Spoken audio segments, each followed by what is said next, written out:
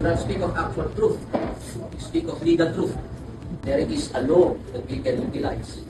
And if there is a fact, kung pwede natin magamit to acquit our client, for as long as we do not manufacture or invent, gamitin.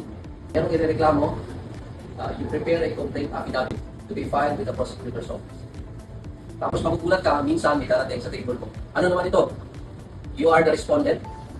You file a counter affidavit because pinailan ng cyber libel ng isang tao. Ang beauty doon, you get to see both worlds. You confer with your fellow public attorney. Tinuturuan ka rin nila ng mga defenses kapag nandun ka sa side ng respondent. At tinuturuan ka rin nila ng mga approaches kapag ikaw naman yung nasa prosecution. Hindi ko siya masyadong na-appreciate, to be honest with you. Until na-meet ko si Sir Tony. I have so much respect for this person. Naisip-isip ko kasi, darating ang panahon, lahat na ng kaso, lahat, meron na talagang kinalaman.